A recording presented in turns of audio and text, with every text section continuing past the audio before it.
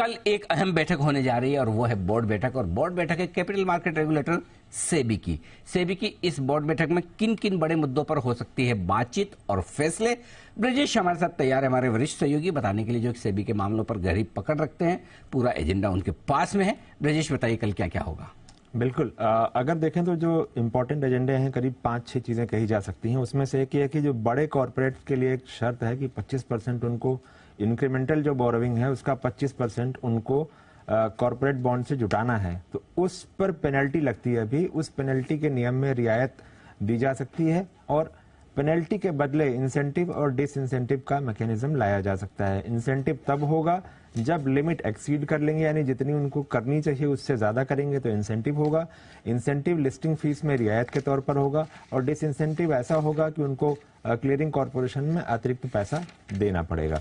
दूसरी बात जो है, रीट्स और इनविट्स जो हैं, इनके लिए जो investor education and protection fund इनका जो होता है उसका इस्तेमाल प्रमोशन के लिए किया जा सकता है। साथ ही जो इन्वेस्टर्स अफेक्टेड हैं उनकी भरपाई के लिए किया जाए, इस पर जो है सेबी बोर्ड फैसला ले सकता है। तीसरा जो इंटरेस्टिंग चीज है यह है कि इंडेक्स प्रोवाइडर रेगुलेशन एक बार बोर्ड में, मार्च के बोर्ड में अप्रूव हो चुका था, लेकिन फिर से बोर्ड में लाया जा रहा है क्योंकि इसमें कुछ दिक्कतें बताई गई थी और इसलिए इसको फिर से बोर्ड में लाया जाएगा। खासतौर पर एक ये समस्या थी कि जो इंटरनेशनल इंडेक्स प्रोवाइडर्स हैं उनका बहुत ज्यादा इनपुट नहीं हो पाया था पिछली बार, तो इस बार उस इनपुट को लेकर के और कुछ बदलावों के साथ इसको फिर से बोर्ड के सामने मंजूरी के लिए रखा जाएगा।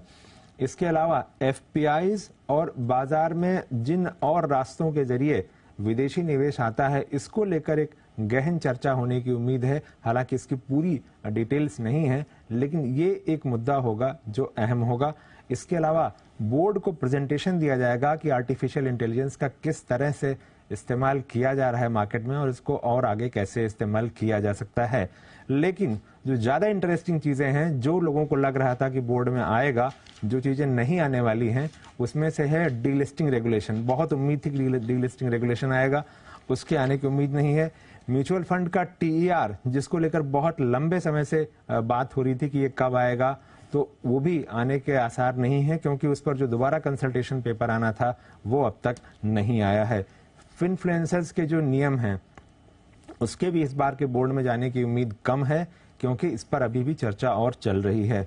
इसके अलावा अनएक्सप्लेन्ड सस्पिशियस ट्रेडिंग एक्टिविटीज, ये एक बहुत ही कड़े किस्म का कानून ऐसे लोगों के लिए आने वाला था जिनके खिलाफ प्राइमा फेसाई सबूत नहीं मिलते हैं, लेकिन स्थितियां ये संकेत करती हैं कि इन लोगों ने बाजार में गड़बड़ी की है, तो इसके भी इस बार के बोर्ड में आने की उम्मीद नहीं है। ओके, तो मतलब आप ये कह रहे हैं कि जो एजेंडा है उसमें से, उसके बजाय जो एजेंडा नहीं है वो ज्यादा इंपॉर्टेंट नहीं आने वाला है।